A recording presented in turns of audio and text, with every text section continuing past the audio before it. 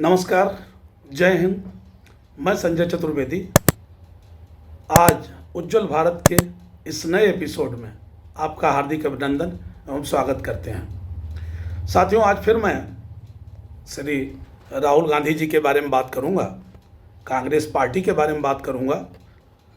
चूँकि लगातार वो आरोप लगा के निकल जा रहे हैं, इसलिए उन आरोपों के बारे में और कांग्रेस पार्टी के गलत व्यवहार के बारे में मैं आपसे बात करूंगा। साथियों, अभी श्री राहुल गांधी जी बिहार दौरे पर थे। कुछ दिन पहले वोट चोर गद्दी छोड़ के नारा लेकर वो बिहार गए। उन्होंने यात्रा किया, तेजस्वी यादव जी को और उत्तर प्रदेश से अखिलेश यादव जी को भी साथ में लिया और ये साबित करने की कोशिश किया कि मैं इन लोगों का नेता हूं। और इन लोगों ने नादानी में, नासमझी में उनको नेता मान भी लिया। तेजस्वी यादव जी ने तो ये भी कह दिया कि ये प्रधानमंत्री जी के उम्मीदवार होंगे, लेकिन श्री राहुल गांधी जी ने कभी नहीं कहा कि बिहार के मुख्यमंत्री तेजस्वी यादव जी होंगे। उस रैली को निकालने के बाद वो तुरंत विदेश निकल गए, जैसा कि उनकी आदत है कि कुछ दिन मेहनत करने के बाद उनको कहीं घूमने जाना होता है। वो निकल गए और श्री तेजस्वी यादव जी को तब समझ में आया, मैंने पिछले एपिसोड में बताया भी था, तब तेजस्वी यादव जी के समझ में आया कि मैं तो इनके चक्कर में पड़ के जो बिहार के मूलभूत मुद्दे हैं उनको भूल गया।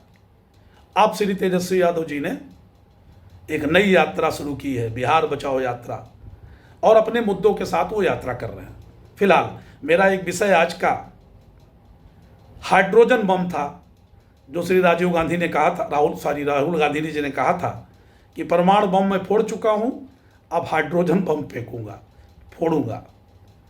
मुझे ऐसा लगता है वो हाइड्रोजन बम को अगर अच्छा नाम दिया जाए तो नाम होगा फुस्सी बम, जो उन्होंने छोड़ा। और वो बम छोड़ने के बाद भी इस देश में कोई हलचल नहीं हुई।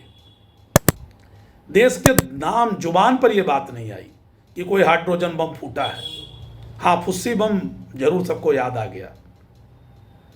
वो विपक्ष के नेता हैं और एक बहुत जिम्मेदार पद पर हैं, एक बड़ी पार्टी के बहुत वरिष्ठ नेता हैं, लेकिन पता नहीं क्या बात है, वो समझ नहीं पाते या कोई उनको बताता है। मैं बार बार कंफ्यूज रहता हूँ कि उनको कोई बताता है या वो खुद करते हैं। फिलहाल उन्होंने एक प्रेस कॉन्फ्रेंस की और उनका उस प्रेस कॉन्फ्रेंस में हुलिया देखिए। एक फॉर्मल, बिल्कुल फॉर्मल, एक ढीली पैंट, ढीली टी शर्ट, एक टाइट टी शर्ट पहन कर आ गए और जिस तरह से वो समझाते हैं, लगता कितना गहन अध्ययन करके वो आए हैं। लेकिन जितना वो बात करते हैं वो बाद में उसको ऐसा पता चलता है कि उसमें कुछ नहीं था। आपको याद होगा, बिहार में कुछ औरतों को अपने पास बुलाए थे, कांग्रेस पार्टी वालों ने बुलाया था कि हमारा वोट काट दिया गया, इलेक्शन कमीशन ने काट दिया।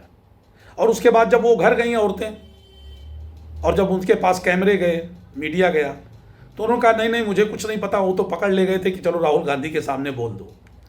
लेकिन ना कांग्रेस पार्टी को कोई शर्मिंदा होना पड़ता है, ना उनके नेता को शर्मिंदगी होती है। वो लगातार झूठ बोलते रहते हैं और वो बार बार पकड़ा जाता है, लेकिन कोई उस पर सफाई देने नहीं आता। वो एक तरीके से है कि किसी तरह से बम फोड़ो, फुस्सी बम, और उसके बाद चल दो, वो जवाब लोग देते रहे। आजकल इनके चक्कर में इलेक्शन कमीशन आ गया है। मैंने पहले भी कहा था, पहले वो इलेक्शन मशीन को लेकर चल रहे थे कि वो गलत है, वो झूठी है, वो गलत वोट निकालती है।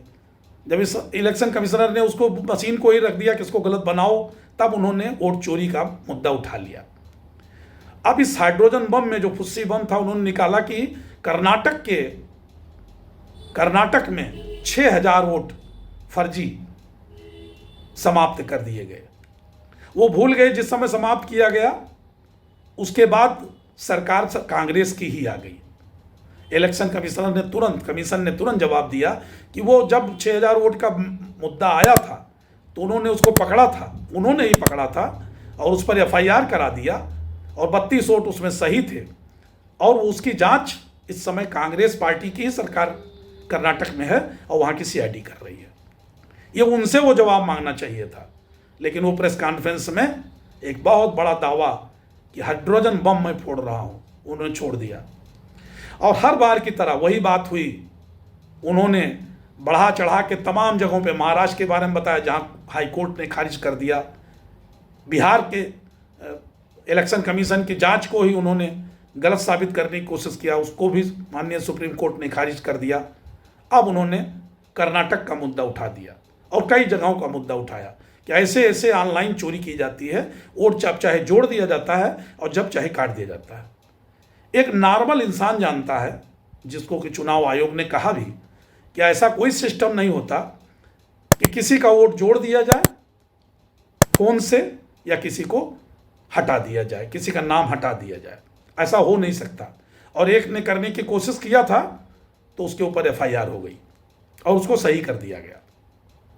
मैं बार बार कहता हूँ 98 करोड़ 140 करोड़ जनसंख्या में वोटर कार्ड में भी संगतियाँ हैं, किसी का नाम गलत है, किसी का पिता का नाम गलत है, किसी की फ़ोटो साफ नहीं आई है, तमाम दिक्कतें हैं, किसी का कट गया है, किसी का जुड़ गया है, लेकिन उसके बदौलत उसके बदले में कहीं किसी की सरकार बन जाए, ऐसा हो नहीं सकता।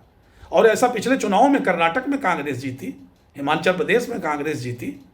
अगर वोट चोरी हो रही थी तो सब जगह होना चाहिए, ये छोटा बच्चा भी जानता है, लेकिन श्री राहुल गांधी जी को ये बात समझ में नहीं आती। उन्होंने उस प्रेस कॉन्फ्रेंस में, आप ध्यान दीजिए, उन्होंने कुछ मोबाइल नंबर भी जारी कर दिया। एक मोबाइल नंबर उन्होंने जारी कर दिया प्रयागराज के श्री अंजनी मिश्रा जी का, कि इन्होंने वोट चोरी किया है। वो रातों रात फेमस हो गए, उनके पास तमाम फ़ोन आना शुरू हो गए, वो परेशान हो गए और उन्होंने प्रेस कॉन्फ्रेंस करके कहा कि मेरा नाम ज़बरदस्ती डाल दिया गया, मेरा कोई लेना देना नहीं है, ना मैंने कभी महाराष्ट्र में मैं गया हूँ, ना कर्नाटक गया हूँ, और मेरा नाम ज़बरदस्ती मीडिया में डाल दिया गया, मेरे पास हज़ारों फ़ोन आ रहे हैं, मेरी बेइज्जती हुई कि मैं वोट चोरी कर रहा था, इस पर मैं FIR कराने जा रहा हूँ। बाद में वो डर गए होंगे, उन्होंने FIR कराया, केस कराया है, उन्होंने नाम किसी का नहीं लिया, उन्होंने कहा ये लोगों ने मेरा नाम का प्रचार कर दिया, इसकी जांच की जाए, इसके ऊपर कार्रवाई की जाए। इस पर भी अब कांग्रेस पार्टी चुप्पी साधे बैठी हुई है। जितने सबूत ये लाते हैं, कॉन्फ्रेंस में लाते हैं, वो तुरंत आधे घंटे के अंदर उसकी काट, उसकी सफाई हमारे इलेक्शन कमीशन दे देता है, और जो मीडिया जांच करता है उसमें भी वो गलत साबित होता है। एक नाम आपके सामने आ गया अंजनी मिश्रा जी का, लेकिन उसके बाद भी कोई फर्क नहीं पड़ता हमारे नेता श्री राहुल गांधी जी के ऊपर। वो लगातार अपनी बातें करते रहते हैं और चलते रहते हैं। वो लड़ाई, वो सोचते नहीं वो लड़ाई किससे लड़ रहे हैं। वो प्रधानमंत्री श्री नरेंद्र मोदी जी से लड़ाई कर रहे हैं, जिन्होंने 11 साल में एक दिन भी छुट्टी नहीं लिया।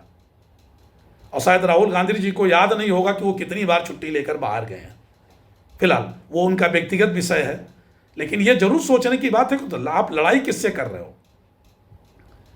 आप उस प्रेस कॉन्फ्रेंस में वो नौजवानों को भड़का रहे हैं कि आप लोग नेपाल की तरह, बांग्लादेश की तरह सड़कों पे आइए। और श्री राहुल गांधी जी भूल गए कि 3 मुद्दे पर नेपाल में बच्चे निकले थे, नवयुवक निकले थे। वो मुद्दा था भ्रष्टाचार,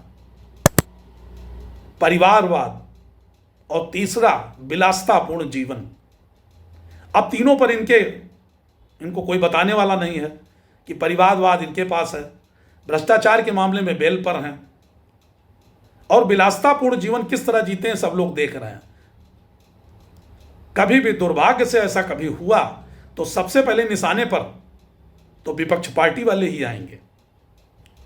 अभी उन्होंने जिस दिन नवयुवकों से बात किया कि आप लोग विद्रोह करिए, आगे निकलिए, भड़काने की कोशिश किया, उसी दिन दिल्ली विश्वविद्यालय का दूसरे दिन चुनाव हुआ, जहां नवयुवक ही होते हैं, और कांग्रेस पार्टी के जो छात्र संघ, छात्र सभा है, वो बुरी तरह हारी। लेकिन उसके बाद भी राहुल गांधी जी के ऊपर और कांग्रेस पार्टी के ऊपर कोई फर्क नहीं पड़ा, और वो अपनी गति में फिर लगे हुए हैं।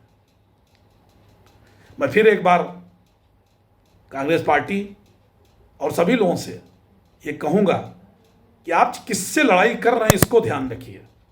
जो व्यक्ति 11 साल में एक दिन बिना छुट्टी लिए हुए काम कर रहा है और आप उससे लड़ाई कर रहे हो और उल जलूल आरोप लगा के, जितने भी पिछले आरोप आपने लगाया, मैंने पिछले एपिसोड में कहा था, सब में या तो आपने माफ़ी मांगा या तो जनता ने उसको कंडेम कर दिया, जनता ने उस पर कोई रिएक्शन नहीं दिया।